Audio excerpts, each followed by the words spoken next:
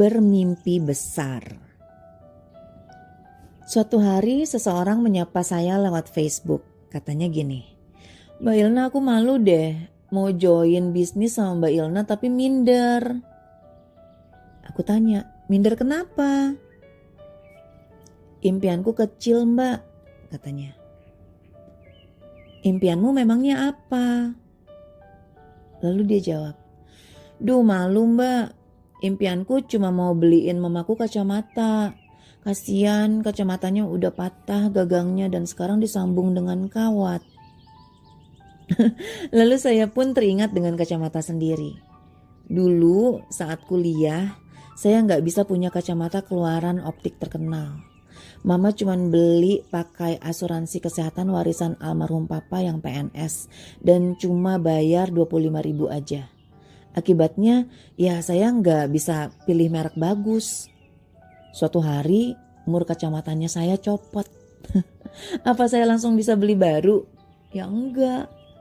Mama pun mengeluarkan jurus saktinya.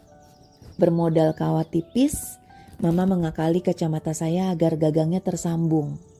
Berhubung rambut saya panjang, gak ada yang tahu kacamata saya itu disambung pakai kawat tipis. Sukses! Itu pengalaman 30 tahunan lalu. Sekarang ada anak baik yang mau membelikan kacamata baru buat mamanya. Tanpa sadar, saya mengetik panjang lebar. "Dek, itu impian keren banget loh, jangan malu." Ketika seseorang memiliki impian, saya tidak bisa bilang impian ini besar dan itu impian kecil. Perasaan seseorang yang memiliki impian itu sama beratnya. Entah itu impian sekedar ingin beli kacamata atau impian ingin punya rumah mewah, sama. Kualitas kerja keras yang harus kita lakukan, yang harus kita keluarkan energinya untuk mencapai impian tersebut, sama. Tidak lama kemudian dia menjawab, "Makasih ya Mbak, lega deh aku Mbak. Soalnya pacarku ngetawain aku Mbak." "Nanti kamu akan mempertimbangkan apakah pacarmu layak jadi suamimu when you get wiser." Jadi apa impian Anda?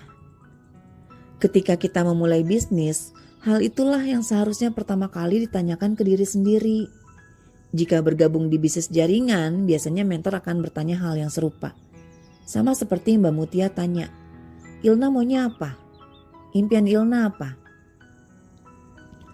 Selama 11 tahun kerja kantoran, saat wawancara kerja, saya sering ditanya calon bos, "Kira-kira 5 tahun mendatang kamu sudah seperti apa?"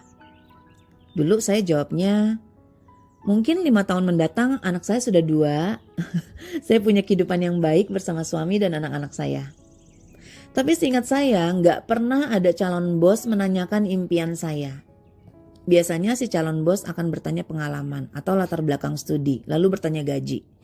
Waduh, itulah bagian yang menjebak. Maksud saya, mana bisa sih kita bebas kasih tahu gaji yang diharapkan? Misalnya, "Ilna mau gaji berapa?" "Kalau bisa sih 30 juta Pak." Apa iya kita bisa jawab gitu saat wawancara kerja? Kalau bisa sih sip banget.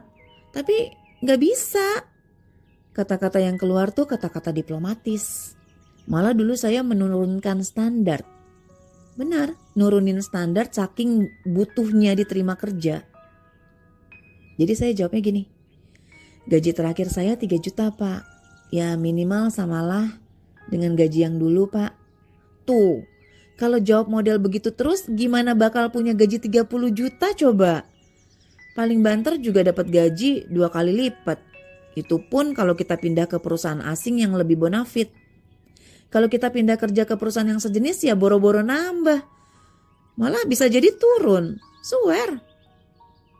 Pertanyaan tentang penghasilan itu saya rasakan juga saat ngobrol bisnis dengan Mbak Mutia.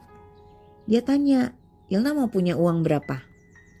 Nah, kalau di bisnis mau berapa aja bisa. Saya bebas tuh sebut angka. Misalnya mau 100 juta. Ya sah-sah aja. Tapi berhubung saya lagi bokeh, impian saya juga gak terlalu muluk. Jadi saya jawabnya, Yang penting bisa dapat penghasilan minimal seperti gaji kantor dulu deh Mbak.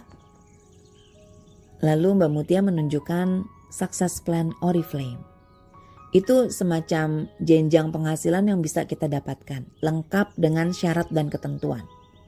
Wah menarik nih, kesuksesan sudah ada takarannya. Kalau mau di kisaran 4 juta, kudu berbuat apa aja. Kalau mau 10 juta, mesti gimana. Silakan mau kejar kapan, semuanya transparan dari awal. Bismillah. Catat ya, orang dengan mindset kaya lebih cepat melihat peluang ketimbang orang bokek. Sebab bokek bisa bikin minder. Dan minder bikin kita gak terlalu berani punya impian besar. Saya ngerasain tuh dulu, mimpi aja gak pede. Jadi kondisi ekonomi boleh morat-marit. Dompet boleh kosong melompong. Tapi jauh-jauh dari mindset miskin, rugi. Sebisa mungkin usahakan merasa berkecukupan saat bokek. Bersyukur dulu atas semua yang kita sudah punya sehingga kita merasa kaya. Barulah pede bermimpi besar.